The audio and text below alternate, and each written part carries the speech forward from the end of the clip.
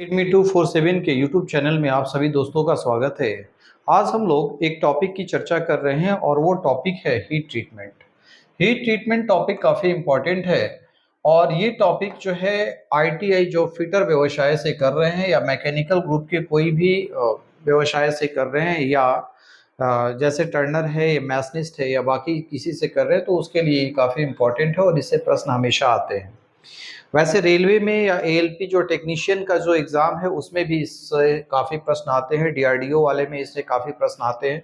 तो चलिए इस टॉपिक को हम लोग डिस्कस करते हैं और ये देखते हैं कि हीट ट्रीटमेंट क्या है। ये टॉपिक जानने से पहले आपको ये समझना पड़ेगा कि हीट ट्रीटमेंट जो प्रोसेस है ये क्यों किया जाता है और किन पदार्थों के ऊपर किया जाता है या किन मेटल के ऊपर किया जाता है, इस चीज़ों को ज़रा समझते हैं। तो चलिए इसको आगे हम लोग देखते हैं कि हीट ट्रीटमेंट में क्या-क्या चीज़ें हैं। अब ये पहला प्रश्न आता है कि आप हीट ट्रीटमेंट का जो प्रोसेस करते हैं ये क्यों करते हैं, यानी कि हीट ट्रीटमेंट क्यों किया जाता है, हीट ट्रीटमेंट क्यों किया जाता है। हीट ट्रीटमेंट का मतलब है कि उष्मा उपचार आखिर क्यों क्यों किया जाता है, पहला प्रश्न। दूसरा प्रश्न है कि हीट ट्रीटमेंट जो किया जाता है वो किन हीट ट्रीटमेंट हीट ट्रीटमेंट जो किया जाता है वो किन मेटल के ऊपर किया जाता है, किन मेटल के ऊपर किया जाता है, किन पदार्थ या मेटल के ऊपर किया जाता है, ऊपर किया जाता है। ओके,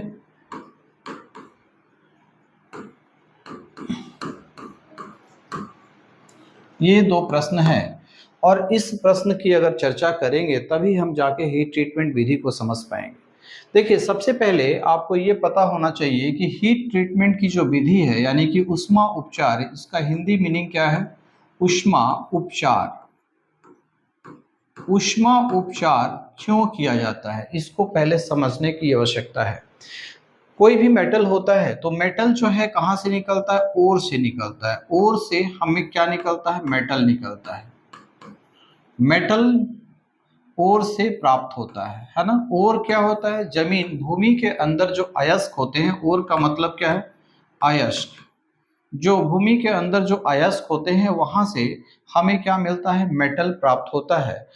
ठीक है, जैसे कि आयरन, ये भी एक तरीके का क्या है, मेटल है। एल्युमिनियम, आयरन, एल्युमिनियम, कॉपर, यानी ये जो है इसका हम एफी, सी यू, एल्युमिनियम, है ना। तो ये सारे जो है ये इसके क्या है, सूत्र है। इसको एफी का मतलब हो गया क्या, आयरन, और सीयू का मतलब हो गया कॉपर, एयू का मतलब हो गया, एल का मतलब हो गया एल्युमिनियम। ठीक है, तो इस तरीके से जो हमारे पास जो मेटल मिलते हैं वो मेटल हमें कहाँ से मिलते हैं, अयस्क से मिलते हैं। अब ये अयस्क में क्या होता है कि बहुत सारी अशुद्धियां जो है वो रहती है, यानी कि जब ओर्स जो है अपने ओरिजिनल फॉर्म में जब हम पृथ्वी के अंदर से निकालते हैं तो उसमें क्या है, उस मेटल के साथ साथ मेटल का कुछ परसेंटेज होता है, उसके साथ साथ बहुत सारी अशुद्धियां भी वहाँ रहती है। उस अशुद्धियों को हम क्या कहते हैं, सबसे पहले उस अशुद्धियों को हम फिल्टर कर लेते हैं, यानी कि उस अशुद्धियों का हम सांद्रण कर लेते हैं, कॉन्सेंट्रेशन कर लेते हैं, अलग से सांद्रित कर लेते हैं। मतलब छान के उसको अलग, सांद्रण करने का मतलब क्या होता है कि छान के उसको अलग कर लेना। तो जब ओर से हम एक्सट्रैक्ट करते हैं मेटल, यानी ओर से जब हम मेटल प्राप्त करते हैं तो मेटल जो होता है वो प्योर फॉर्म में होता है ना, प्योर फॉर्म में होता है। तो प्योर फॉर्म में होने का मतलब क्या है कि अब इस मेटल में 99% जो है वो मेटल होगा, यानी कि Fe, अगर Fe का ओर्स से, यानी Fe आयरन के लिए कौन सा ओर्स होता है, तो आयरन के लिए आपका जो ओर्स होता है वो मैग्नेटाइट एक अयस्क है जिसमें कि आयरन की मात्रा सबसे ज्यादा पाई जाती है। तो उस ओर्स से हम क्या निकाल लिए, आयरन निकाल लिए, और उसमें एक करीब करीब जो है 99% या अप्रोक्सीमेटली 99 पॉइंट समथिंग परसेंट जो है आपका क्या होता है, आयरन होता है। अब ये आयरन जो मिला वो आपका प्योर फॉर्म में मिलता है, यानी कि उसमें कोई भी अशुद्धियां नहीं के बराबर होती है। ठीक है, और ये जो प्योर फॉर्म में जो आयरन आपको मिला है वो क्या होता है, इसका एक मैकेनिकल प्रॉपर्टीज होता है कि ये जो प्योर फॉर्म में जो आयरन होता है वो क्या होता है, सॉफ्ट होता है, सॉफ्ट होता है। सॉफ्ट होता है प्लस उसमें हार्डनेस नहीं होता है, यानी कि सॉफ्ट होता है इसका मतलब क्या है, हार्डनेस यानी कि थोड़ा सा वो हार्ड कम होता है। तो जब सॉफ्ट हो गया तो इसका मतलब क्या है कि उससे कोई भी चीज बनाना बड़ा मुश्किल है। तो उसके लिए हम क्या तरीका अख्तियार करते हैं, वहां पे उस मेटल में जो सॉफ्ट मेटल है आपके पास, उसमें हम क्या कहते हैं, अलग से कुछ जोड़ देते हैं, कुछ इम्प्योरिटीज के रूप में, कुछ अशुद्धियों के रूप में कुछ अलग से जोड़ा जाता है। तो यहाँ पे एफी में क्या जोड़ा जाता है, एफी में आपको कार्बन जोड़ दिया जाता है, यानी कि एफी में जो हम जोड़ते हैं वो क्या जोड़ते हैं, एफी में आप यहाँ पे कार्बन हम क्या करते हैं, यहाँ जोड़ देते हैं। ठीक है, तो ये जो प्योर फॉर्म में जो प्राप्त हुआ ये क्या हो गया, ये सॉफ्ट हो गया। कैसा हो गया ये आपका, ये सॉफ्ट होता है। ये मेटल क्या होता है, इसकी मेटालिक प्रॉपर्टीज क्या होती है, ये सॉफ्ट हो गया। तो जब सॉफ्ट हो गया तो इससे कोई भी चीज, इस मेटल से कोई भी चीज बनाना बड़ा मुश्किल है, क्योंकि जहाँ पे हार्डनेस नहीं होगा तो वो मेटल काम में नहीं आ सकता है। या फिर जो इंडस्ट्री है, जो आपका जो इंडस्ट्री है वहां पे इस मेटल से आपका काम नहीं चलेगा। तो उस कंडीशन में हमको क्या करना पड़ता है कि उसमें कुछ ना कुछ यांत्रिक गुण अलग से डेवलप करने पड़ते हैं। और ये यांत्रिक गुण कहाँ से डेवलप किया जा सकता है, हीट ट्रीटमेंट के थ्रू किया जाता है। पहला क्या किया जाता है, हीट ट्रीटमेंट के थ्रू कुछ ना कुछ उसमें यांत्रिक गुण यानी कि मैकेनिकल प्रॉपर्टी जो है वो डेवलप कर दिया जाता है। अब ये मैकेनिकल प्रॉपर्टीज डेवलप होने से क्या होता है कि ये सॉफ्टनेस जो है, ये सॉफ्टनेस, ये सॉफ्ट से फिर हार्ड हो जाता है, ये मेटल हार्ड हो जाता है, प्लस टफ हो जाता है, TOUGH, है ना, मेटल क्या हो जाता है, टफ हो जाता है। ठीक है, तो हार्ड होता है और टफ होता है, और ये फिर जो है आपका किसी भी इंजीनियरिंग में काम आ सकता है, यानी कि किसी भी इंजीनियरिंग इंडस्ट्रीज में फिर इसका उपयोग किया जा सकता है। तो इसी के लिए सबसे पहला काम क्या करते हैं, हीट ट्रीटमेंट किया जाता है। मतलब क्या कि हीट ट्रीटमेंट के थ्रू कोई भी मैकेनिकल, डिजायरेबल मैकेनिकल प्रॉपर्टीज को हम क्या करते हैं, उस मेटल के अंदर डेवलप कर देते हैं। अब ये डिजायरेबल मैकेनिकल प्रॉपर्टीज क्या हो सकता है, बहुत सारी चीज हो सकती है, जैसे हार्डनेस हो सकता है, टफनेस हो सकता है, ब्रिटलनेस हो सकता है, मैलिएबिलिटी हो सकती है। तो ये सारा क्या है, उस मेटल का जो है मैकेनिकल प्रॉपर्टी है। तो उस मैकेनिकल प्रॉपर्टीज को डेवलप करने के लिए हीट ट्रीटमेंट का प्रोसेस किया जाता है। तो पहला क्वेश्चन का आंसर आ गया कि हीट ट्रीटमेंट यानी उष्मा उपचार की आवश्यकता क्यों होती है। क्यों होती है, इसलिए होती है कि वो मेटल जो है हमारे पास जिस फॉर्म में मिलता है वो अयस्क के रूप में मिलता है, और उसमें से अशुद्धियों को जब हम निकाल लेते हैं, तो जब मेटल प्योर फॉर्म में हमें मिल जाता है तो उसमें जो है डिजायरेबल मैकेनिकल प्रॉपर्टीज यानी हमारी जो इच्छा है उसके अनुसार हम जो है उसमें मैकेनिकल प्रॉपर्टीज हम डेवलप करना चाहते हैं। चूंकि वो क्या होता है, वो इस स्टेज में सॉफ्ट हो सकता है, या फिर हार्ड हो सकता है, या कुछ भी हो सकता है। तो उसमें अगर हम हार्ड है तो उसको सॉफ्ट करेंगे, सॉफ्ट है तो उसको हार्ड करके उपयोग में लाएंगे। यानी कि ये जो जो चेंजेस होता है वो किसके थ्रू होता है, हीट ट्रीटमेंट प्रोसेस के थ्रू ये चेंजेस हम कर सकते हैं।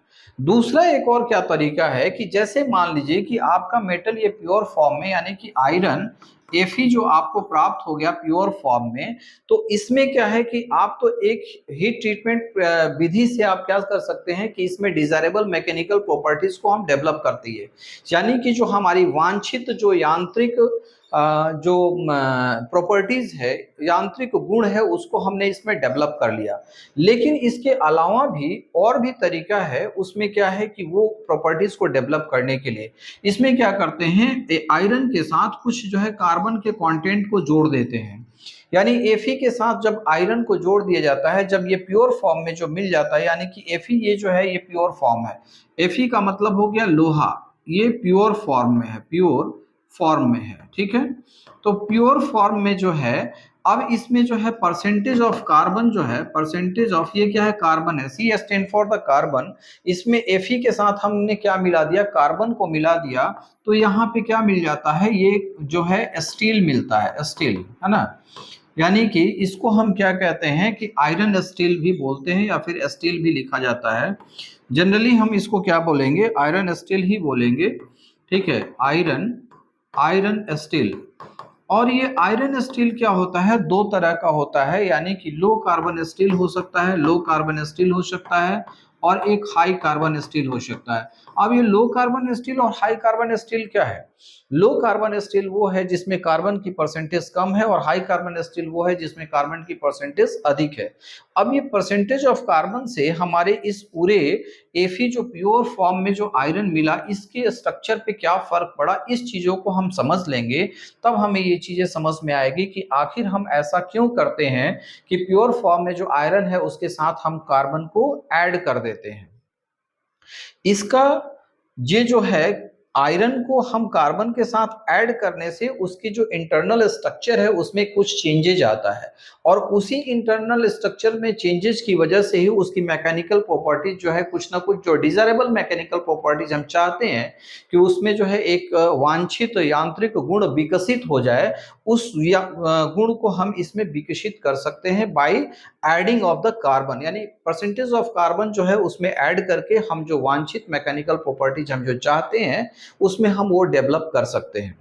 अब ये परसेंटेज ऑफ कार्बन क्या है, इसको बड़ी डिटेल्स में हम लोग ये चर्चा करेंगे। और सबसे पहला काम ये है कि हमारा जो है ये प्योर फॉर्म में मिलता है तो उसमें कितना परसेंट ऑफ कार्बन जो है ऐड करेंगे तो हमारा क्या दूसरा जो है अगला हमारा प्रोडक्ट क्या बनता है, बाई प्रोडक्ट क्या बनता है, और उसके इंटरनल स्ट्रक्चर में क्या क्या चेंजेज आता है, उस चीजों को हम समझेंगे यहाँ पे। ठीक है। और दूसरा हम ये समझने का प्रयास करेंगे कि जब हमने इस तरीके से ऐड करके जब आयरन स्टील बना लिया तो उसमें जो है क्या क्या चेंजेज आता है, क्या चेंजेज आता है, उसकी मैकेनिकल प्रॉपर्टीज क्या चेंज हो जाती है, वो सारी चीजों को हम यहाँ पे सीखने वाले हैं। तो पहला चीज हमने ये समझ लिया कि अयस्क से हमने मेटल को निकाला, वो किस फॉर्म में है, वो स्टार्टिंग में जो है उसमें बहुत सारी इंप्योरिटीज रहती है, बहुत सारी अशुद्धियां रहती हैं, जिसको हम एक एक करके अलग कर लेते हैं, और फाइनली हमारे पास जो मेटल मिलता है वो प्योर फॉर्म में मिलता है जिसमें अशुद्धियों की मात्रा ना के बराबर होती है। अब ये जो प्योर फॉर्म में जो मेटल मिलता है वो क्या होता है, उसमें सॉफ्टनेस का गुण होता है। तो वो अगर मान लीजिए कि हमारा आयरन है और वो बहुत ज़्यादा सॉफ्ट हो जाएगा तो वो हम ऐसा उसका उपयोग नहीं कर पाएंगे। जैसे कि मान लीजिए कि कहीं रड बनाना है, आयरन की जो छड़ बनानी है, तो उसमें क्या होना चाहिए, स्ट्रेंथ होना चाहिए। अगर वो वीक हो जाएगा, वो सॉफ्ट हो जाएगा तो हमारे काम का नहीं रहेगा। तो उसी के लिए उसमें हार्डनेस लाना है या टेम्परिंग लाना है या फिर जो है टेंसाइल स्ट्रेंथ को बढ़ाना है या फिर जो है मैलिएबल ज़्यादा होना चाहिए या डक्टिलिटी ज़्यादा होना चाहिए। तो ये सारी प्रॉपर्टीज़ को डेवलप करने के लिए हम क्या करते हैं, हीट ट्रीटमेंट का प्रोसेस करते हैं। तो चलिए वन बाय वन करके समझते हैं कि ये हीट ट्रीटमेंट का प्रोसेस जो होता है उसमें क्या क्या चीज़ें होती है। तो चलिए हम अगले पेज पे चलते हैं और यहाँ पे हम लोग देख लेते हैं। देखिए यहाँ पे ये जो दिखाया गया है, ये हीट ट्रीटमेंट में आपका क्या तीन जो है स्ट्रक्चर दिखाया गया है। एक स्ट्रक्चर यहाँ है, दूसरा स्ट्रक्चर यहाँ है और तीसरा स्ट्रक्चर यहाँ है। अब ये स्ट्रक्चर के जो इंटरनल जो इसके स्ट्रक्चर हैं उसको जो है माइक्रोस्कोप से जब आप देखेंगे तो उसमें इस तरीके से कुछ दिखेंगे। और ये स्ट्रक्चर क्या है, पहला स्ट्रक्चर जो है ये फेराइट होता है, फेराइट, इसको फेराइट कहते हैं। ठीक है। दूसरा स्ट्रक्चर है, इसको हम पियरलाइट कहते हैं, पियरलाइट। तीसरा स्ट्रक्चर जो है इसको हम सेमेंटाइट कहते हैं, सेमेंटाइट। अब ये जो है फेराइट, पियरलाइट और सेमेंटाइट है क्या, इसको जरा समझने के लिए हमने पहले इससे प्रीवियस वाले में आपको हमने बताया था कि हमारे पास आयरन के साथ हम कार्बन को हमने ऐड किया है। ठीक है। तो यहाँ पे हमारे पास क्या निकल मिल गया, आयरन स्टील मिल गया। अब इसमें क्या है कि यह आयरन स्टील जो मिला वो हमारा किस फॉर्म में मिला, इसमें जो डिजायरेबल मैकेनिकल प्रॉपर्टीज है वो हमको मिल गया। यानी कि जो यांत्रिक गुण जो हम बदलाव चाहते हैं, इस आयरन में जो हम बदलाव चाहते हैं, क्या यांत्रिक गुण में बदलाव चाहते हैं, वो यांत्रिक गुण में बदलाव हमें यहाँ मिल गया। हम क्या जोड़कर, ये कार्बन को इसमें ऐड करके ऐसा चीज हमें मिल गया। तो वही चीजें यहाँ पे भी बताई गई है कि इसमें जो है क्या चेंजेस होता है, इसको जरा हम देख लें। जैसे कि हमने क्या किया था, उसमें आयरन Fe के साथ हमने क्या किया, कार्बन को जोड़ दिया। तो Fe के साथ जो कार्बन को जोड़ा तो हमारे पास क्या मिल गया, आपका जो है ये जो मिला वो आयरन स्टील मिल गया था,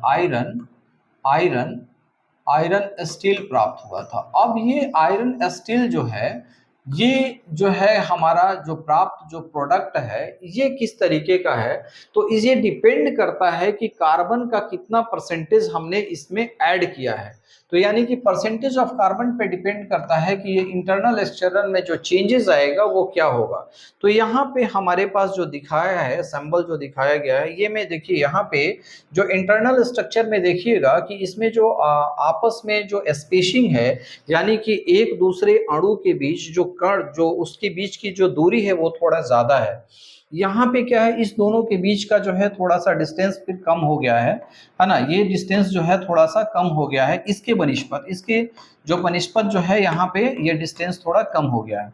और फाइनली इसमें जो है आपका जो है और डिस्टेंस क्या हो गया है, कम हो गया है, बहुत जो है आपस में इसमें बहुत क्लोजली एक दूसरे के बहुत क्लोज आ गए हैं। ओके, अब ये कैसे हुआ, तो इसमें हमने ऐड किया है परसेंटेज ऑफ कार्बन का। यहाँ पीरलाइट जो स्ट्रक्चर बनता है इसमें 0.83% ऑफ कार्बन को हम ऐड करते हैं, तब जाके ये स्ट्रक्चर बनता है। ठीक है, 0.83% ऑफ कार्बन। और यहाँ पे जो कार्बन का जो परसेंटेज है काफी लेस है, लेस परसेंट ऑफ कार्बन, यानी कि जीरो से, ये समझ लीजिए कि 0 से 0.005% ऑफ कार्बन यहाँ पे होता है।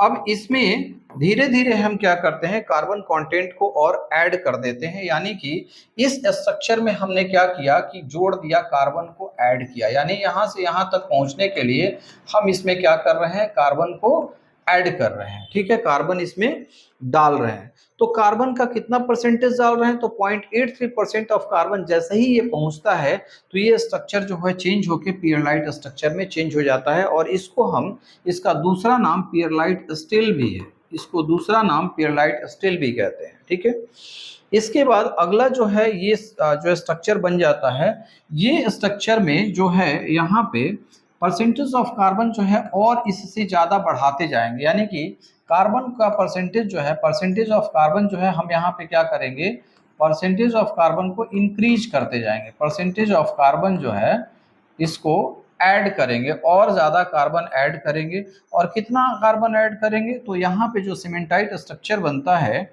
वो तुम्हारा 1.8% ऑफ 1.8 से लेकर 2.1% ऑफ कार्बन, कार्बन जो होता है यहाँ तक ये स्ट्रक्चर सीमेंटाइट स्ट्रक्चर बनता है। अब ये जो स्ट्रक्चर जो बन गया इससे फर्क क्या पड़ता है, इसको भी हम लोग जरा समझ लें।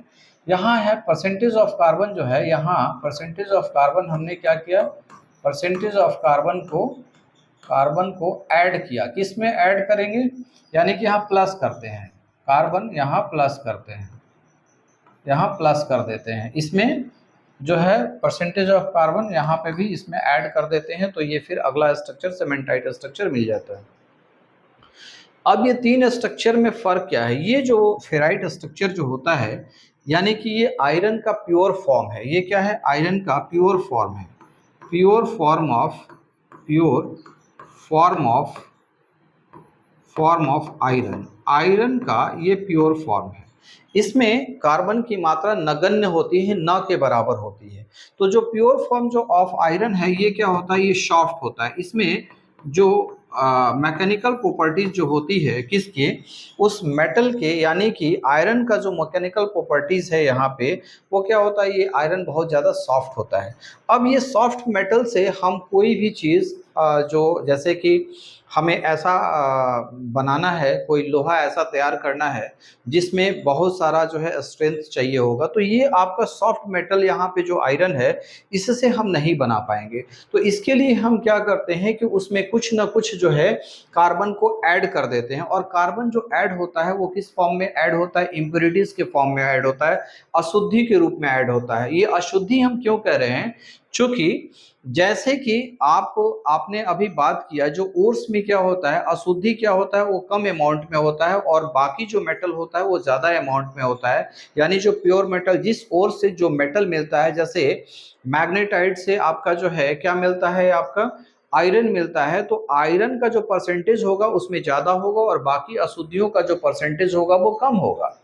तो उसी तरीके से यहाँ पे जो है आयरन की मात्रा जो है बहुत ज़्यादा होती है, उसमें थोड़ा थोड़ा कार्बन की मात्रा को हम ऐड करते हैं। और कितना ऐड करते हैं, तो यहाँ से यहाँ तक जो ऐड करते हैं यानी कि 0.83% ऑफ कार्बन जब ऐड कर देते हैं तो ये अगला स्ट्रक्चर बन जाता है पियरलाइट स्टील बन जाता है। अब इसमें ये बन जाता है तो आखिर बनने से इसका फायदा क्या होता है और क्या इसमें जो मैकेनिकल प्रॉपर्टीज है, क्या ऐसा मैकेनिकल प्रॉपर्टीज डेवलप हो जाता है। तो इसमें जो है ये जो मेटल जो बना, ये जो बना, तो इसमें क्या है, ये दिख रहा होगा कि बीच बीच में जो है कार्बन कंटेंट जो है बहुत ज़्यादा हो जाता है और जिसके लिए इसमें स्ट्रक्चरल चेंजेज आता है और एक दूसरे के नज़दीक जो है ये काफ़ी जो है ये क्लोज आ जाता है, यानी कि इसमें जो एटम्स जो होते हैं वो एक दूसरे के काफ़ी क्लोज आ जाते हैं। अब जब एटम्स एक दूसरे की जब क्लोज आ जाएंगे तो ये क्या हो जाएगा, एक जो है इसमें स्ट्रेंथ क्या हो जाएगा, वो बढ़ जाएगा। तो यहाँ पे जो पियरलाइट स्टील जो होता है इसमें जो है इसका हार्डनेस क्या हो जाता है, बढ़ जाता है। हार्डनेस जो है वो क्या हो जाता है, इंक्रीज हो जाता है। और इसमें जो है पहला जो मैकेनिकल प्रॉपर्टीज डेवलप हो गया, यानी पहले सॉफ्ट था, इसके बाद ये हार्ड हो गया, हार्डनेस इंक्रीज हो गया। हार्डनेस इंक्रीज होने के बाद जो है टेंसाइल स्ट्रेंथ भी जो है वो भी बढ़ जाता है। टेंसाइल स्ट्रेंथ जो है GTH, टेंसाइल स्ट्रेंथ भी जो है ये भी क्या हो जाता है, इंक्रीज हो जाता है। ठीक है, तो यहाँ से हमें क्या मिला कि ये जो प्योर फॉर्म ऑफ आयरन था, इससे जब हमने कार्बन को ऐड करना शुरू कर दिया तो इसके इंटरनल स्ट्रक्चरल में चेंज आने लगा। और वो जो चेंजेस जो हुआ वो क्या हुआ, किस तरह से हो गया कि जो ये जो मेटल हो गया, ये पुराना जो मेटल जो सॉफ्ट मेटल था वो अब क्या हो जाएगा, हार्ड हो जाएगा और उसमें टेंसाइल स्ट्रेंथ क्या हो जाएगा, बढ़ जाएगा। अब इसके बाद 0.83% ऑफ कार्बन से और ज्यादा कार्बन जब हम मिलाएंगे तो ये अगला स्ट्रक्चर बन जाता है, वो सेमेंटाइट स्ट्रक्चर बन जाता है। और यहाँ पे हार्डनेस, यहाँ पे जो है हार्डनेस और बढ़ जाती है, हार्डनेस बढ़ जाती है। और हार्डनेस जो बढ़ जाती है इसके साथ एक चीज और हो जाता है, ब्रिटल हो जाता है। ब्रिटलनेस भी जो है वो भी बढ़ जाती है। यानी कि ये जब जब जो चीज यहाँ पे सीमेंटाइट स्ट्रक्चर जो बन गया तो सीमेंटाइट स्ट्रक्चर में जो है इसकी हार्डनेस जो है और इंक्रीज हो जाती है और साथ साथ ब्रिटलनेस यानी भंगुरता का भी गुण आ जाता है। हार्डनेस का मतलब क्या हो गया, कठोरता, तो ये ज्यादा कठोर हो गया और भंगुर भी हो गया। तो भंगुर होने से क्या होता है कि ये मेटल जो होता है यानी सीमेंटाइट स्ट्रक्चर जो होता है वो थोड़ा सा जो है कमजोर हो जाता है। यानी कि जब हैमरिंग, जैसे ब्रिटलनेस का जब गुण किसी चीज में आ जाता है, किसी पदार्थ में जब ब्रिटलनेस का गुण आ जाता है तो जब आप मारोगे, हथौड़ी से मारोगे तो वो क्या हो जाता है, जल्दी से टूट जाता है। तो हार्डनेस तो बढ़ गया लेकिन साथ साथ जो है ब्रिटलनेस उसका बढ़ जाता है। तो इसी ब्रिटलनेस को कम करने के लिए फिर हम क्या करते हैं, टेम्परिंग प्रोसेस में जाते हैं ताकि वो ब्रिटलनेस को कम किया जा सके और टफनेस को बढ़ाया जा सके। तो वो बाद का प्रोसेस है, वो एक हाई ट्रीटमेंट का ही प्रोसेस है कि पहले उसको हम क्या कर देते हैं, हार्ड कर देते हैं यानी हार्डनिंग प्रोसेस में जाते हैं और इसके बाद फिर अगेन जो है टेम्परिंग प्रोसेस में जाते हैं। तो ये ब्रिटलनेस को कम कर दिया जाता है टेम्परिंग प्रोसेस में जाने से और टफनेस जो है वो बढ़ जाता है। तो ये फिर एक अलग मैकेनिकल प्रॉपर्टीज इसमें डेवलप हो जाती है। ओके, इतनी बातें अगर समझ में आ गई तो आपको ये समझना है कि यानी जब हम किसी भी, जैसे कोई मेटल है उसमें हम कुछ ना कुछ अगर हम ऐड कर देते हैं, कुछ ना कुछ अगर हम जोड़ देते हैं तो उससे भी एक अलग मैकेनिकल प्रॉपर्टीज वाला एलिमेंट्स हमें प्राप्त हो जाता है।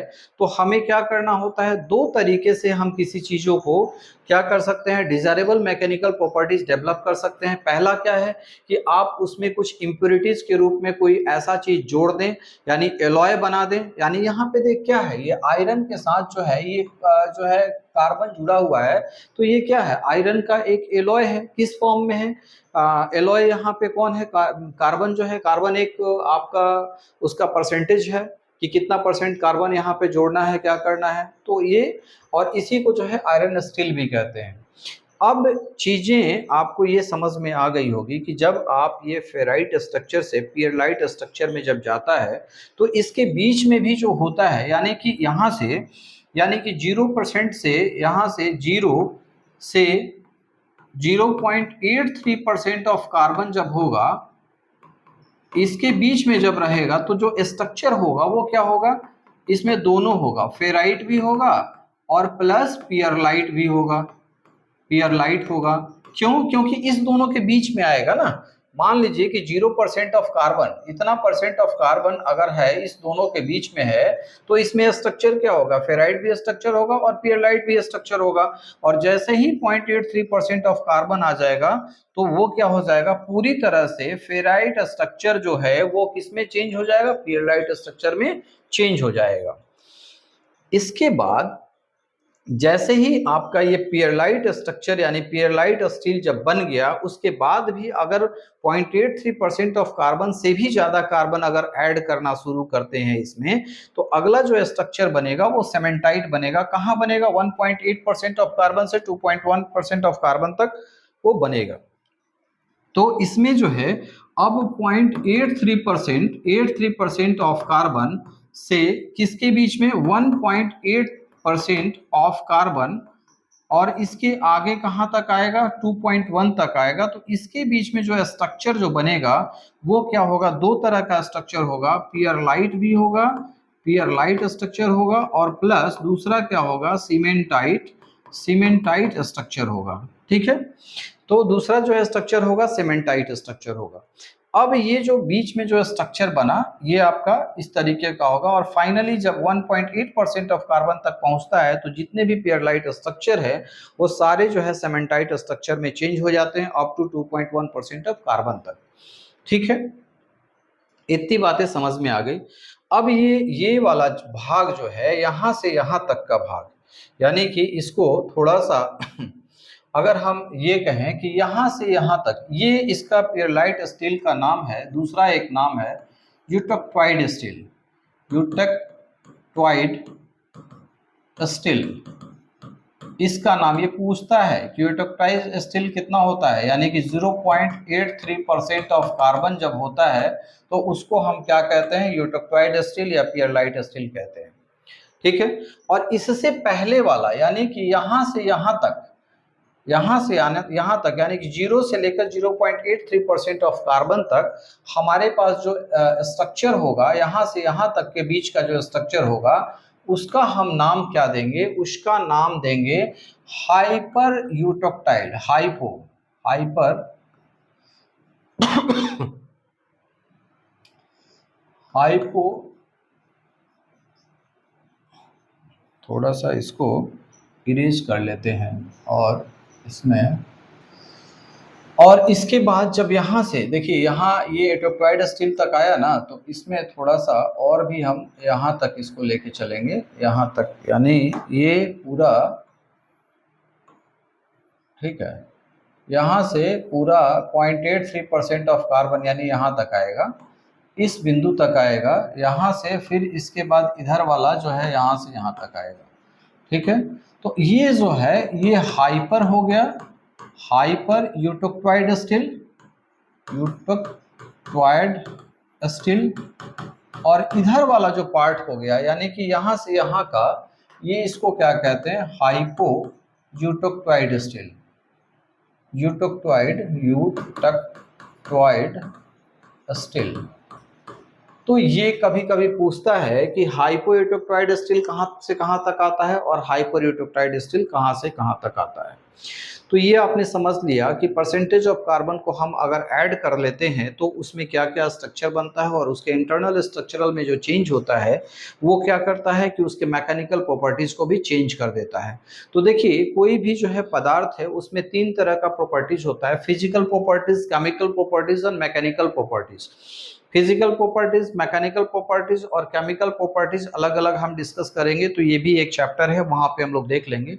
लेकिन हमें मैकेनिकल प्रॉपर्टीज में एक्चुअली में पढ़ना क्या है? तो मैकेनिकल प्रॉपर्टीज में आपका हार्डनेस पढ़ना है, इसके बाद जो है टफनेस पढ़ना है, इसके बाद मैलिएबिलिटी पढ़ना है ना, डक्टिलिटी पढ़ना है। ठीक है, तो ये सारा क्या है? एक तरीके का किसी भी जो पदार्थ है या जो आपका जैसे आयरन हो गया, ये है, इसकी जो है एक मैकेनिकल प्रॉपर्टीज को रिप्रेजेंट करता है। ओके, अब जरा ये समझ लें, हमने ये समझ लिया कि कितना परसेंट ऑफ कार्बन पे कौन कौन सा जो है स्टील फॉर्म होता है और उसमें क्या क्या मैकेनिकल प्रॉपर्टीज डेवलप होता है।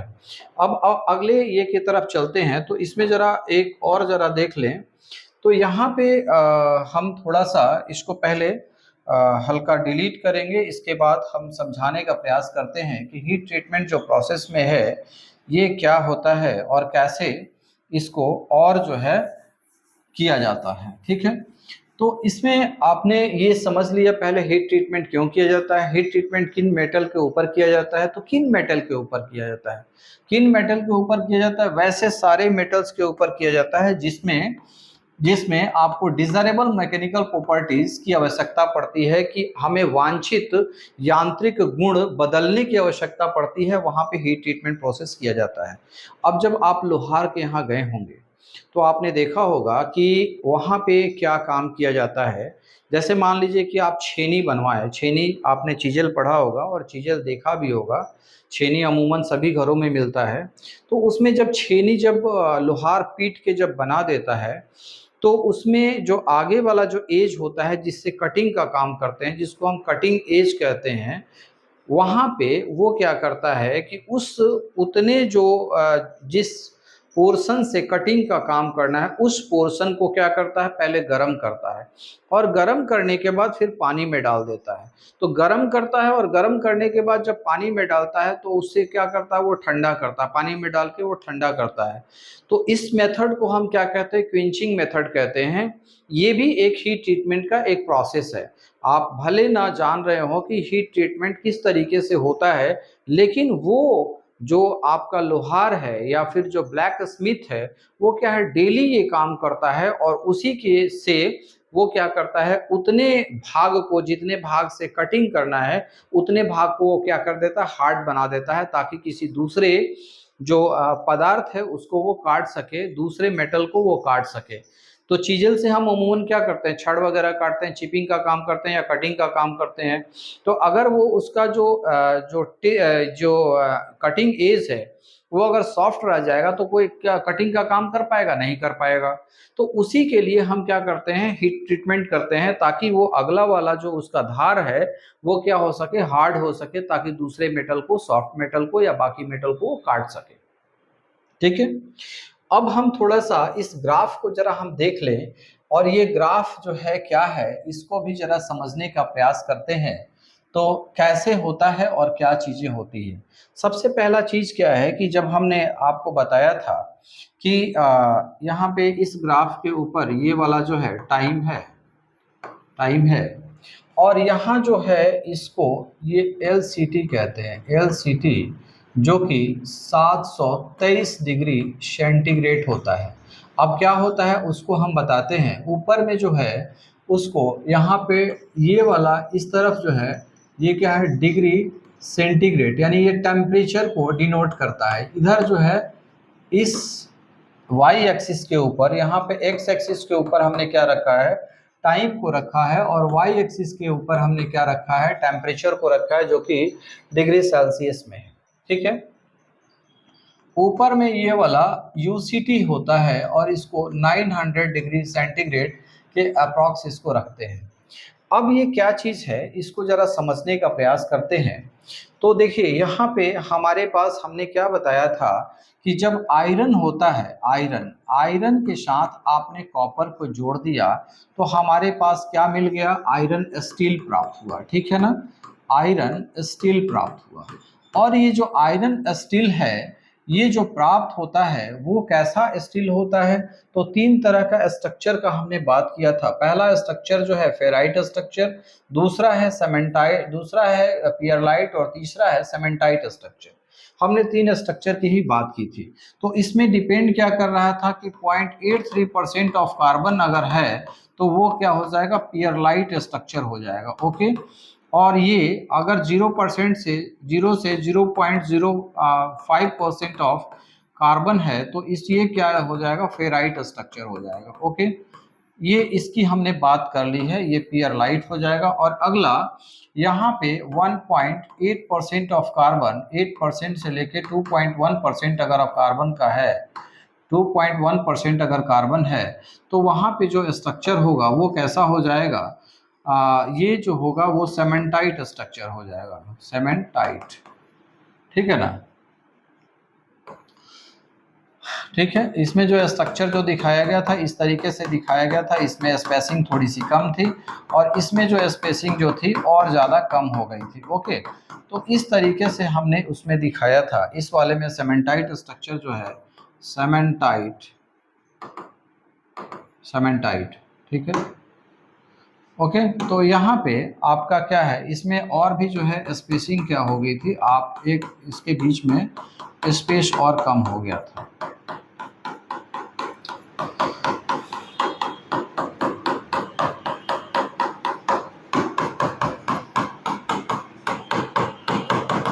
ठीक है, तो इसमें हमने आपको ये बताया, यहाँ पे जैसे ही आप ये ग्राफ को देख रहे होंगे तो ये जो एक एक आपका LCT है, LCT का मतलब क्या हो गया कि लोअर क्रिटिकल टेम्परेचर। LCT का मतलब फुल फॉर्म क्या है, lower critical temperature, lower critical critical temperature, lower critical temperature, थोड़ा सा लोअर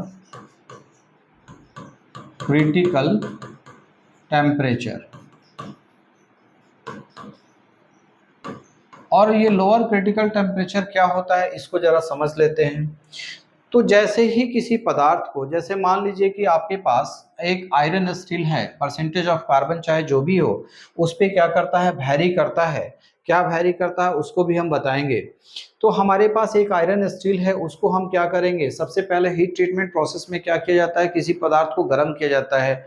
तो वह कौन सा पदार्थ होगा, यहाँ पे हम किसकी बात कर रहे हैं, तो हम आयरन स्टील की बात कर रहे हैं।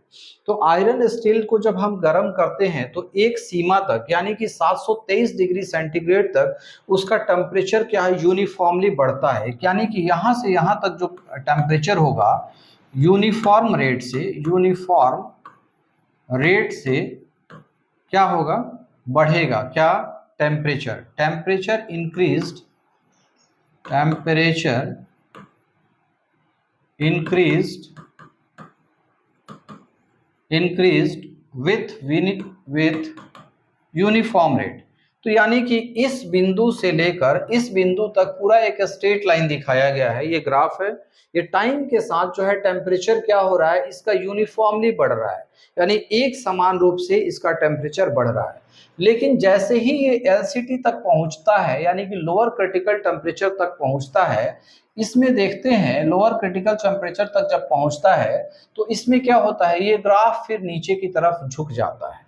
इसका मतलब क्या है कि यहाँ इस दोनों के बीच में, यानी कि इसके बीच में, इस वाले के बीच में जो है आपका जो रेट ऑफ क्या है, टेम्परेचर इंक्रीज होने का जो रेट है वो आपका यूनिफॉर्म नहीं रहता है, वो चेंज हो जाता है।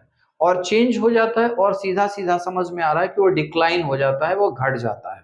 घटता क्यों है, इस पे हम चर्चा कर लेते हैं।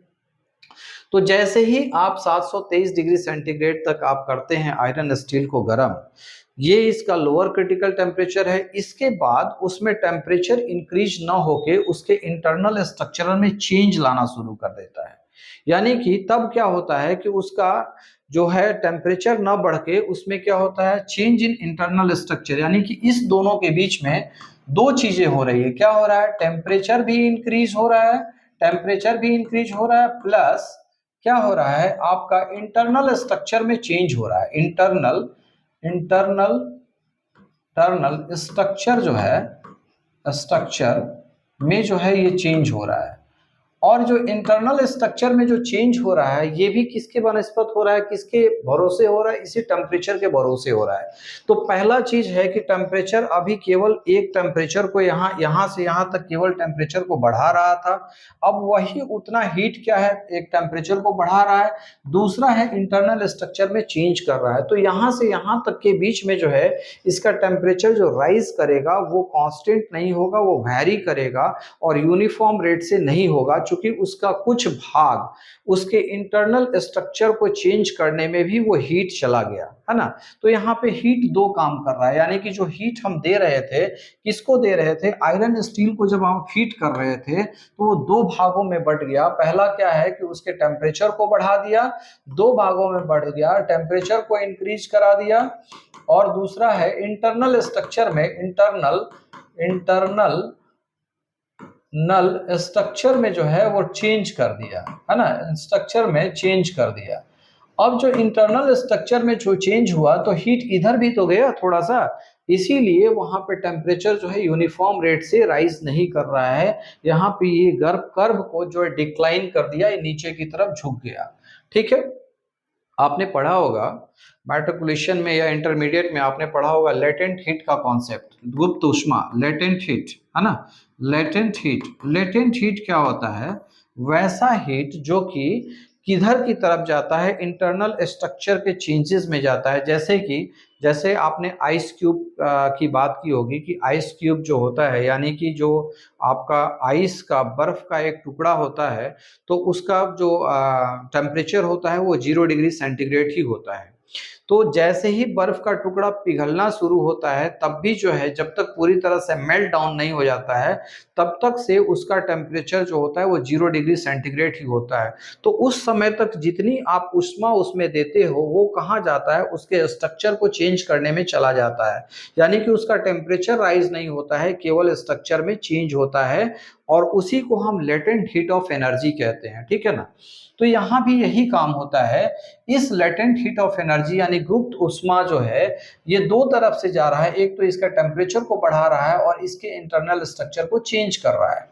अब ये इसके इंटरनल स्ट्रक्चर को चेंज करने से फायदा और नुकसान क्या होता है वो जरा हम समझते हैं।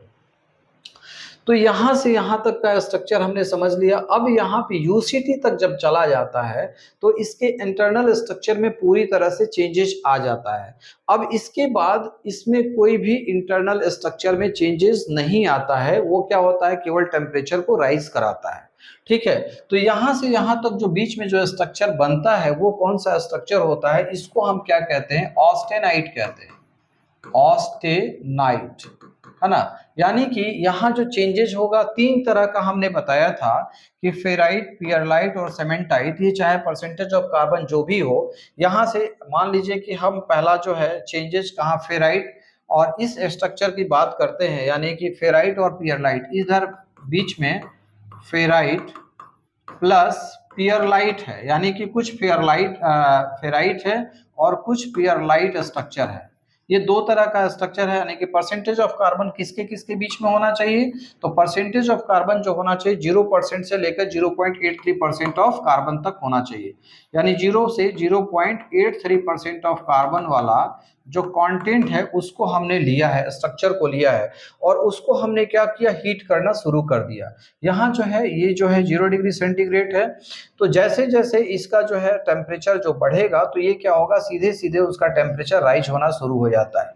अब ये इसमें यहाँ पे जब जाता है तो ये फेराइट और पियरलाइट स्ट्रक्चर जो है इस बीच में, यानी कि ये दोनों जो ग्राफ है यहाँ से यहाँ तक के बीच का ग्राफ वो कौन सा है, फेराइट प्लस पियरलाइट वाला स्ट्रक्चर है।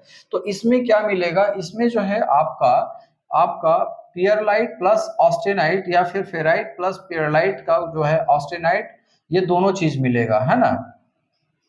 तो अगर हम फेराइट की अगर बात करें, केवल हम फेराइट की बात करें, मान लीजिए कि मेरे पास केवल जो यहाँ पे ये है वो केवल यहाँ फेराइट स्ट्रक्चर है। ओके, तो हम केवल फेराइट की बात करते हैं, यानी कि परसेंटेज ऑफ कार्बन जो है ये 0% से 0.005% वाला कार्बन है।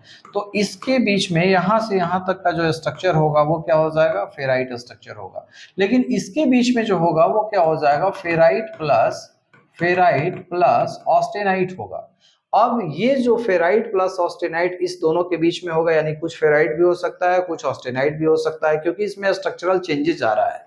लेकिन जैसे ही अब इस बिंदु के ऊपर जाएगा, यानी कि यहाँ पे यूसीटी अपर क्रिटिकल टेम्परेचर पे जाएगा, तो फेराइट टोटली ऑस्टेनाइट में चेंज हो जाता है। यानी कि यहाँ पे केवल हमारा क्या बचेगा, ऑस्टेनाइट केवल बचेगा। यानी यहाँ पे जो बचना है वो केवल ऑस्टेनाइट ही बचना है।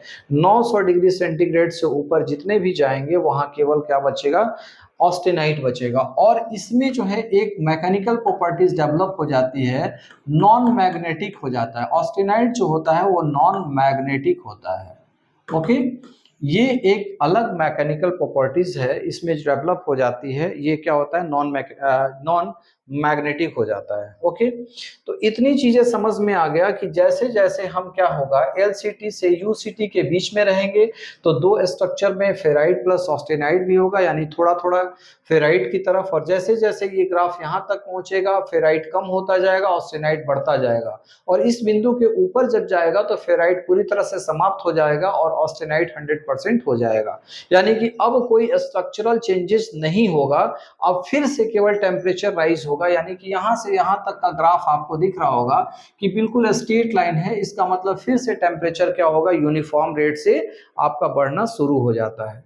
तो दो बिंदु एक ऐसा आता है, यानी LCT लोअर क्रिटिकल टेम्परेचर और अपर क्रिटिकल टेम्परेचर, इसी दोनों के बीच में हमारा जो स्ट्रक्चरल चेंजेस स्टार्ट होता है जब कोई हीट ट्रीटमेंट प्रोसेस आप करते हो। ओके, अब ये आपको ये भी समझ लेना होगा कि LCT और UCT क्या है कि अपर क्रिटिकल टेम्परेचर वैसा क्रिटिकल टेम्परेचर है जहां पे कि जो जो मतलब जो स्ट्रक्चर है, स्ट्रक्चरल जो चेंजेस है पूरी तरह से हो जाता है, उसके बाद कोई भी स्ट्रक्चरल चेंजेस नहीं होता है। तो अपर क्रिटिकल टेम्परेचर को हमने समझ लिया, लोअर क्रिटिकल टेम्परेचर को समझ लिया। लोअर क्रिटिकल टेम्परेचर वह टेम्परेचर है जहां पे कि स्ट्रक्चरल चेंजेस शुरू होता है और जहां समाप्त हो जाता है उसको हम अपर क्रिटिकल टेम्परेचर कहते हैं। तो ये जो होता है लोअर क्रिटिकल टेम्परेचर, किसी भी परसेंटेज ऑफ कार्बन यानी कि फेराइट स्ट्रक्चर हो या फिर सेमेंटाइट स्ट्रक्चर हो या पियरलाइट स्ट्रक्चर हो, सभी के लिए lower critical temperature 723 degree centigrade ही होता है, यानी सभी के लिए एक समान लोअर क्रिटिकल टेम्परेचर होता है।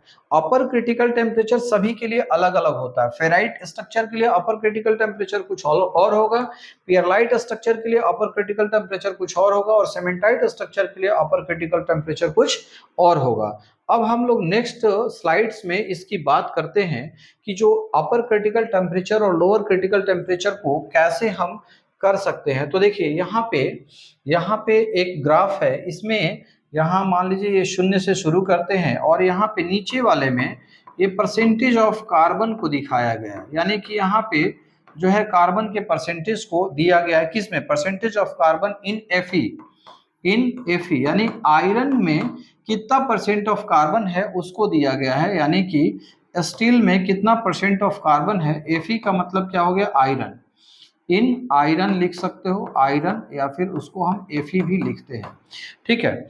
तो कितना percent of carbon in iron ये दिखाया गया है। और दूसरा इस वाले ग्राफ के ऊपर हम क्या करते हैं, इस वाले ग्राफ पे डिग्री सेंटीग्रेड टेम्परेचर को दिखाया गया है, टेम्परेचर, ठीक है। अब यहाँ पे क्या चीज है, इस ग्राफ को जरा समझते हैं। इस दोनों के बीच में यहाँ से देखिए ये वाला जो है 0.83% ऑफ कार्बन को डिनोट करता है। यहाँ पे ये बिंदु जो है 0.83% ऑफ कार्बन वाला है। इससे पहले होगा क्या होगा, 0.2 हो सकता है, 0.4 हो सकता है, 0.6 हो सकता है, और इसके बाद 0.6 कुछ इधर लाएंगे तभी तो 8 यहाँ पे आएगा। थोड़ा सा और नज़दीक कर लेते हैं तो हमारा जो है काम आसान हो जाएगा। तो यहाँ पे मान लो 0.4 है, यहाँ पे मान लो 0.4 है, यहाँ 0.4%, यहाँ पे 0.6% है। इसके बाद ऐसे हम आगे बढ़ते जाएंगे तो यहाँ पे हमको कहीं मिलेगा 1%, इसके बाद 1.5 भी मिलेगा, इसके बाद 1.8 भी मिलेगा, और इसके बाद 2.1 भी मिलेगा, ठीक है ना। तो इस तरीके से ये परसेंटेज ऑफ कार्बन को ये डिनोट कर रहा है कि कितना परसेंट ऑफ कार्बन इस पे है, ठीक है। यहाँ परसेंटेज ऑफ कार्बन को एक्स एक्सिस के ऊपर, ये एक्स एक्सिस है, इसके ऊपर जो है परसेंटेज ऑफ कार्बन को दिखाया गया है, और यहाँ पे वाई एक्सिस के ऊपर जो है टेम्परेचर को दिखाया गया है। ये वाला जो बिंदु है इसको है लोअर क्रिटिकल टेम्परेचर कहते हैं। इसको क्या कहते हैं, लोअर क्रिटिकल टेम्परेचर, यानी कि LCT लोअर क्रिटिकल टेम्परेचर, और ये बिंदु को अपर क्रिटिकल टेम्परेचर कहते हैं। थोड़ा देर पहले हम लोगों ने बात किया है कि लोअर क्रिटिकल टेम्परेचर क्या होता है और अपर क्रिटिकल टेम्परेचर क्या होता है। तो लोअर क्रिटिकल टेम्परेचर जो होता है वो कितना होता है, 723 डिग्री सेंटीग्रेड होता है, ये सभी के लिए होता है।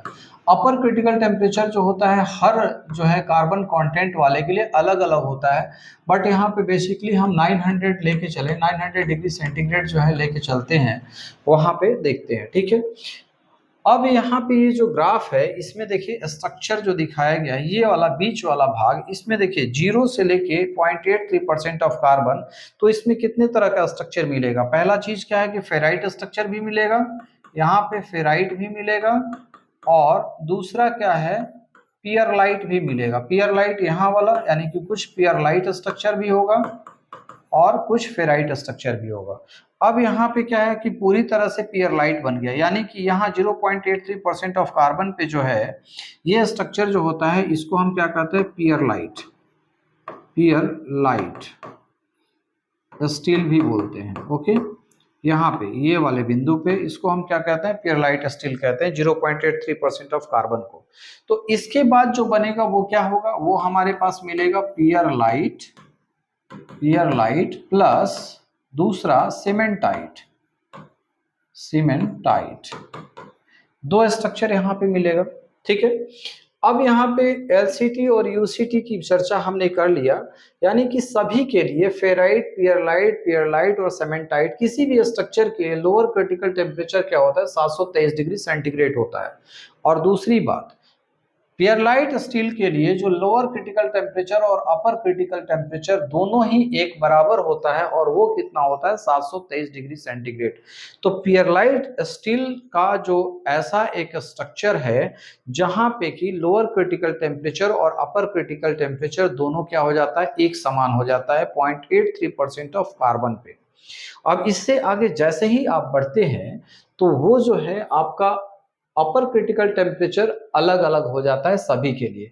यहाँ पे क्या था कि फेराइट स्ट्रक्चर के लिए अपर क्रिटिकल टेम्परेचर जो है बढ़ा हुआ था।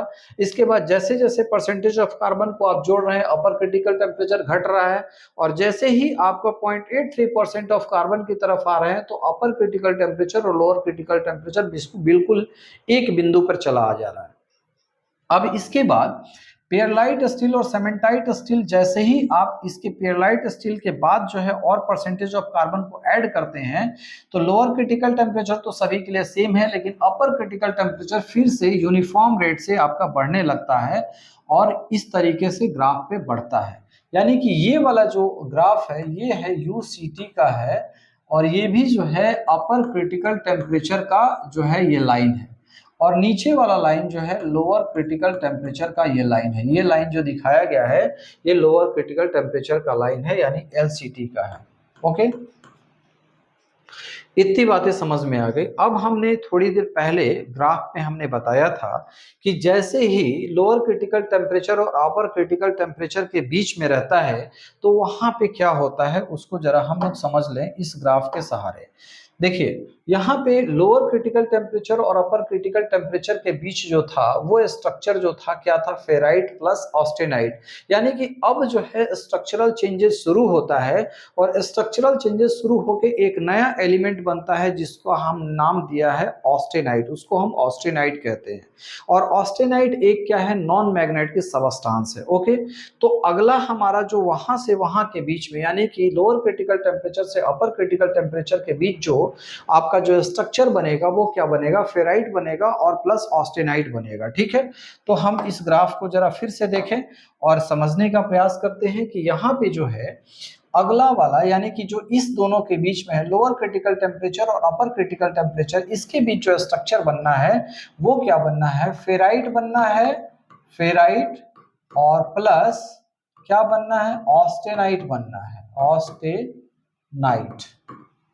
ठीक है, इस दोनों के बीच में, यानी कि लोअर क्रिटिकल टेम्परेचर और अपर क्रिटिकल टेम्परेचर के बीच जो है क्या स्ट्रक्चर होगा, फेराइट होगा प्लस ऑस्टेनाइट होगा। कुछ फेराइट होगा कुछ ऑस्टेनाइट होगा, और जैसे जैसे यहाँ बढ़ते जाएगा वो क्या हो जाएगा, ऑस्टेनाइट जो है आपका बढ़ता जाएगा। इसी तरीके से इस वाले में जब जाएंगे तो यहाँ पे जो है क्या बनेगा, ये सीमेंटाइट आपका, cementite plus austenite, cementite, पियरलाइट plus austenite. ये क्या है, पियरलाइट प्लस ऑस्टेनाइट, ऑस्टेनाइट।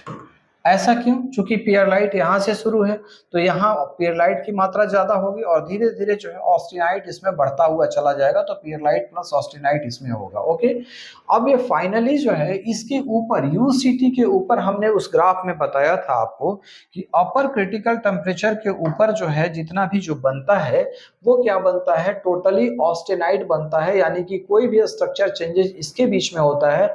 जब यहाँ पे पहुंच गया तो ऑस्टेनाइट पूरी रूप से बन गया, और ऑस्टेनाइट फाइनली जब बन गया तो फेराइट आपका खत्म हो गया। उसी तरह से उस वाले में यानी कि percentage of carbon 0.83% of carbon से अगर अधिक है तो उस कंडीशन में भी जो है आपका क्या हो जाएगा कि जो पियरलाइट स्ट्रक्चर पूरी तरह से खत्म होकर ऑस्टेनाइट स्ट्रक्चर बन जाएगा।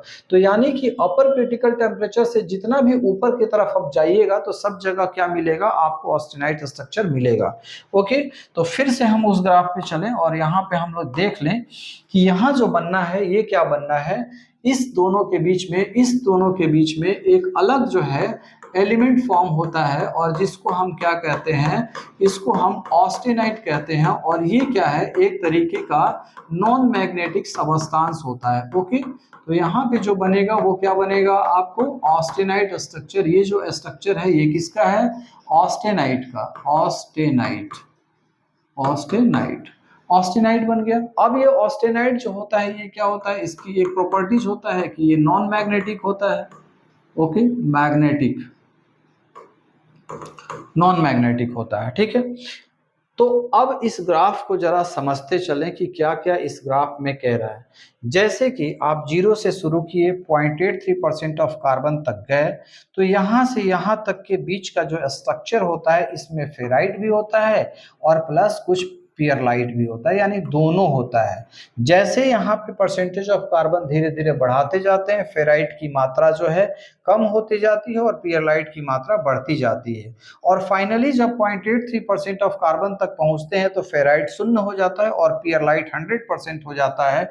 इसी को हम पियरलाइट स्टील कहते हैं। अब पियरलाइट स्टील पे जो है, इस पे एक ऐसा बिंदु होता है जिस पे अपर क्रिटिकल टेम्परेचर और लोअर क्रिटिकल टेम्परेचर, यहाँ पे देखिए अपर क्रिटिकल टेम्परेचर का भी ग्राफ आके मिल रहा है और लोअर क्रिटिकल टेम्परेचर का भी ग्राफ आके मिल रहा है, यानी कि दोनों के लिए जो टेम्परेचर क्या हो रहा है पियरलाइट स्टील के लिए सेम हो रहा है। यानी कि यहाँ पे अपर क्रिटिकल टेम्परेचर और लोअर क्रिटिकल टेम्परेचर क्या हो जाएगा, सेम हो जा रहा है। ओके, अब इस वाले का एक और हमने नाम बताया था कि पियरलाइट स्टील जो बनता है इसको हम यूटेक्टॉइड स्टील भी कहते हैं। यूटेक्टॉइड स्टील भी कहते हैं, यानी कि यहाँ से, यानी पियरलाइट स्टील का एक दूसरा नाम यूटेक्टॉइड स्टील भी है। ओके, और इससे पहले वाला जो है, यानी कि यहाँ से यहाँ तक इससे पहले जो बनता है उसको क्या बोलते हैं, हाइपो यूटेक्टॉइड स्टील। ये क्वेश्चन पूछता है, हाइपो यूटेक्टॉइड स्टील, ये क्वेश्चन बार बार पूछता है कि हाइपोएक्टिव स्टील जो है कहाँ से कहाँ बनता है। तो 0% ऑफ कार्बन से 0.83% ऑफ कार्बन के बीच में जब होता है तो उसको हम क्या कहते हैं, हाइपोएक्टिव स्टील कहते हैं। और 0.83% ऑफ कार्बन से जैसे ही आगे जाएंगे, इस तरफ जाएंगे, तो इसको कहते हैं hyper eutectoid steel, hyper eutectoid steel कहते हैं। ओके, तो ये जो है आपका, और ये कहाँ तक होता है, 2.1% ऑफ कार्बन तक होता है। तो इस ग्राफ को तो हमने देख लिया। अब यहाँ पे एक बात और है कि 0.83% ऑफ कार्बन से आगे जब बढ़ते हैं तो हमारे पास जो स्ट्रक्चर होता है उसमें पियरलाइट भी होता है और सेमेंटाइट भी होता है। तो ये दोनों होने से क्या फर्क पड़ता है, हमने पहले भी बताया था कि जो मैकेनिकल प्रॉपर्टीज है उसमें कुछ ना कुछ चेंजेज आता है, यानी यांत्रिक गुण में कुछ ना कुछ बदलाव आता है। और वो यांत्रिक गुण में बदलाव क्या होता है, तो क्या हो सकता है, जैसे पहले आपका फेराइट स्ट्रक्चर जो था वो सॉफ्ट था, अगले स्टेज में जब पहुंचता है यानी कि पियरलाइट जब बन जाता है तो वहां पे क्या होता है, उसमें हार्डनेस का गुण आ जाता है और थोड़ा सा वो क्या हो जाता है, उसमें टेंसाइल स्ट्रेंथ भी आ जाता है। उससे आगे जैसे ही आप सेमेंटाइट में जाते हैं तो उसमें क्या होता है आपका, इससे पहले हमने बताया भी था, ये आप देख सकते हैं, ये यहाँ पे आपको देखने को मिलेगा कि इसमें हमने बताया था कि जैसे ही आप इसके बीच में आते हैं तो क्या क्या होता है, हार्डनेस बढ़ गया, टेंसाइल स्ट्रेंथ बढ़ गया, और इसके बाद जब सीमेंटाइट स्ट्रक्चर में जाता है तो हार्डनेस बढ़ जाता है और साथ साथ ब्रिटलनेस बढ़ जाता है। ब्रिटलनेस का मतलब होता है भंगुरता। तो इस ब्रिटलनेस को कम करने के लिए फिर हार्डनिंग प्रोसेस के बाद फिर टेम्परिंग प्रोसेस करते हैं, जो कि हीट ट्रीटमेंट का ही एक प्रोसेस है।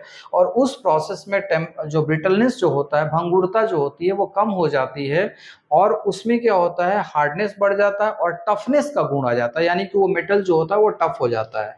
ओके, तो फिर से अब चलें, अब इस पे चलते हैं और यहाँ पे हम लोग देख लेते हैं कि इसमें क्या क्या चीजें चेंजेस हो रही है।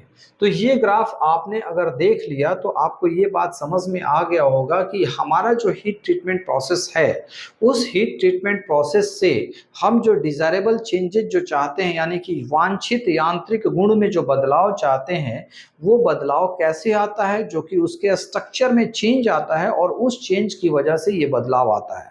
तो अभी फिर से हम उसी बात को हम दोहराएंगे कि जब आप लोहार के पास जाते हैं तो वो क्या करता है, पीटता है, पहले धार बनाता है और धार को बना के फिर उसको गर्म करता है और गर्म करके फिर ठंडा करता है। तो ये भी एक तरीके का हीट ट्रीटमेंट प्रोसेस है और उसको हार्डनिंग प्रोसेस कहते हैं। हार्डनिंग प्रोसेस में होता क्या है कि किसी भी पदार्थ को पहले हीट करते हैं और फिर इसके बाद उसको ठंडा करते हैं। तो ठंडा करने का भी जो मेथड्स है वो कई तरह का मेथड है। धीरे धीरे यानी कि जो रेट ऑफ कूलिंग है उसको थोड़ा कम भी रखा जा सकता है, रेट ऑफ कूलिंग को जो फास्ट भी रखा जा सकता है। तो रेट ऑफ कूलिंग को जब स्लो रखते हैं तो उसमें जो है उसके ग्रेन साइज में रिफाइनमेंट आता है और उसमें बहुत ज़्यादा बदलाव, ग्रेन साइज रिफाइन हो जाता है तो थोड़ा बहुत हार्डनेस का उसमें प्रॉपर्टीज आ जाती है। लेकिन जैसे ही रेट ऑफ कूलिंग जो है फास्ट कर देते हैं तो उस कंडीशन में क्या होता है कि आपका, जैसे मान लीजिए कि जो लोहार की बात आती है तो उसमें जो हीट ट्रीटमेंट में हमने बताया कि आपका प्रोसेस होता है हार्डनिंग प्रोसेस, ठीक है। हार्डनिंग प्रोसेस जो होता है, एक होता है हार्डनिंग प्रोसेस, दूसरा होता है टेम्परिंग, दूसरा होता है टेम्परिंग, टेम्परिंग प्रोसेस, तीसरा होता है नॉर्मलाइजिंग,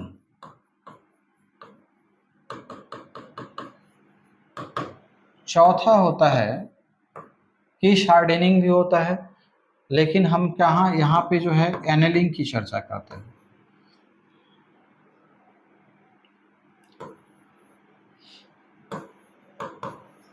एनेलिंग प्रोसेस।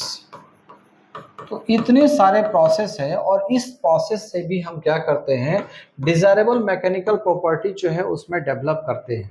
यहाँ पे क्या था, यहाँ पे कार्बन कंटेंट की बात थी कि कार्बन हमने ऐड किया और उसमें जो है एक चेंज आया, और वो चेंज क्या होता है उसको फिर अब हीट करते हैं। जब आप गर्म करते हैं तो क्या क्या होता है, हीट ट्रीटमेंट जब करते हैं तो उसके इंटरनल स्ट्रक्चर में चेंज आता है और फिर वो चीज़ें बनती है। अब यहाँ पे एक चीज और भी है कि ऑस्टेनाइट जब स्ट्रक्चर यहाँ बन गया तो ऑस्टेनाइट स्ट्रक्चर बन गया, ये क्या है, एक नॉन मैग्नेटिक प्रॉपर्टीज इसमें डेवलप हो जाती है और ये क्या होता है, हार्ड हो जाता है, और जो है इसमें हार्ड हो जाता है, इसमें हार्डनिंग प्रॉपर्टीज आ जाती है, हार्ड हो जाता है, और दूसरा हो जाता है टेंसाइल स्ट्रेंथ भी इसमें आ जाता है, और ये थोड़ा सा ब्रिटलनेस, इसमें भंगुरता का गुण ज़्यादा आ जाता है। तो इसको जो ऑस्टेनाइट जो आपका ये है, यहाँ से हमको क्या करने, ऑस्टेनाइट, ऑस्टेनाइट स्ट्रक्चर जो है जब यहाँ हमें प्राप्त हो जाता है तो इसको हम क्या करते हैं, फिर कूलिंग करते हैं, कूलिंग। अब क्या जाते हैं, कूलिंग प्रोसेस में जाते हैं। अब कूलिंग प्रोसेस में जो जाते हैं तो इसमें जो है कूलिंग दो तरीके से होता है। एक में जो है कूलिंग को, रेट ऑफ कूलिंग को फास्ट किया जा सकता है, एक ऑफ रेट ऑफ कूलिंग को जो है स्लो किया जा सकता है। तो जब रेट ऑफ कूलिंग को जब ज़्यादा फास्ट करते हैं तो ऑस्टेनाइट से हमारा क्या बनता है, मार्टेनसाइट बन जाता है, मार्टेनसाइट, मार्टेनसाइट, मार्टेनसाइट जो है एक एलिमेंट यहाँ बन जाता है जब क्या करते हैं, रेट ऑफ कूलिंग को हाई रखते हैं। यहाँ पे मार्टेनसाइट कब बनेगा, ये मार्टेनसाइट कब बनेगा, जब यहाँ पे रेट ऑफ कूलिंग जो है उसको हम क्या करेंगे, हाई रखेंगे। रेट ऑफ कूलिंग, कूलिंग जब हाई होगा, तो रेट ऑफ कूलिंग जब हाई होगा तो इसी को क्विंचिंग मेथड भी कहते हैं, क्विंचिंग, क्विंचिंग मेथड। ओके, और यही मेथड जो है अडॉप्ट करता है कौन, लोहार। जैसे कि जल्दी से उसको गर्म करके फिर पानी में डाल देता है, क्विंचिंग मेथड कर देता है, तो वो क्या हो जाता है, ये स्ट्रक्चर ऑस्टेनाइट स्ट्रक्चर फिर किस में चेंज हो जाता है, मार्टेनसाइट में चेंज हो जाता है। और ये मार्टेनसाइट जो हो जाता है ये क्या होता है, हार्ड होता है, और प्लस जो है ये हार्ड ज्यादा हो जाता है, प्लस ब्रिटल हो जाता है, ब्रिटलनेस हो जाता है, ब्रिटलनेस का इसमें प्रॉपर्टीज आ जाता है ना, यानी कि भंगुरता का गुण जो है इसमें आ जाता है। और ये जो है ये हार्ड होता है, और इसके साथ साथ इसमें जो है टेंसाइल स्ट्रेंथ जो है बढ़ जाता है। टेंसाइल स्ट्रेंथ जो है स्ट्रेंथ ये यहाँ पे इंक्रीज कर जाता है, किसमें, ऑस्टेनाइट स्ट्रक्चर में। तो उसके बाद हम क्या करते हैं, या क्विंचिंग मेथड में जाते हैं, यानी कि rate of cooling, cooling process में जाते हैं, और फिर क्या करते हैं, जल्दी से उसको ठंडा कर देते हैं, तो हार्ड हो जाता है और ब्रिटल हो जाता है, प्लस इसमें जो है टफनेस का भी गुण आ जाता है, टफ हो जाता है, ठीक है ना। ब्रिटल तो होता है लेकिन साथ साथ क्या हो जाता है, वो टफ भी हो जाता है।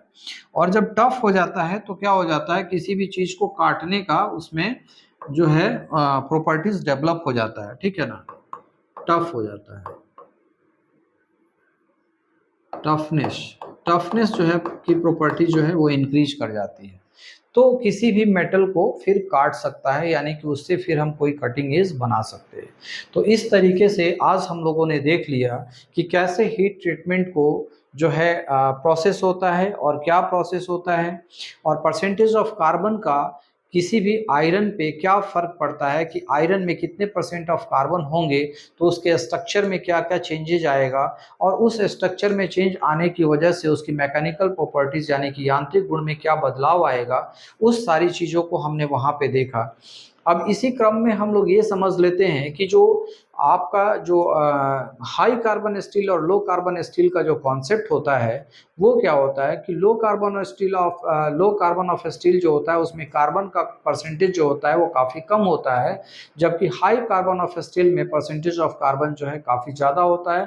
0.5% ऑफ कार्बन से लेके 1.5% ऑफ कार्बन को हाई कार्बन स्टील की श्रेणी में रखा जाता है, और उससे कम परसेंटेज ऑफ कार्बन वाले को लो कार्बन स्टील की श्रेणी में रखा जाता है।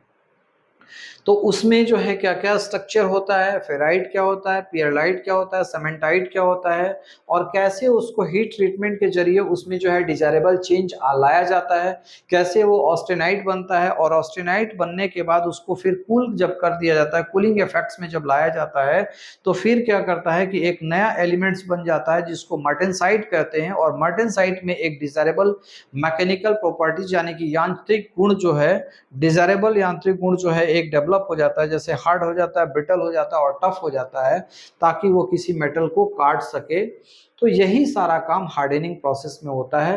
अब नेक्स्ट जो टॉपिक में हम लोग पढ़ेंगे, तो हीट ट्रीटमेंट में हार्डनिंग प्रोसेस क्या होता है, टेम्परिंग प्रोसेस क्या होता है, नॉर्मलाइजिंग प्रोसेस क्या होता है, और एनलिंग प्रोसेस क्या होता है, और इसमें किस तरीके के वांछित गुण में बदलाव लाया जाता है, यांत्रिक गुण में, वांछित यांत्रिक गुण में किस तरीके से बदलाव लाया जाता है, इस चीज़ों को भी आज हम लोग पढ़ेंगे नेक्स्ट ये में क्लास में।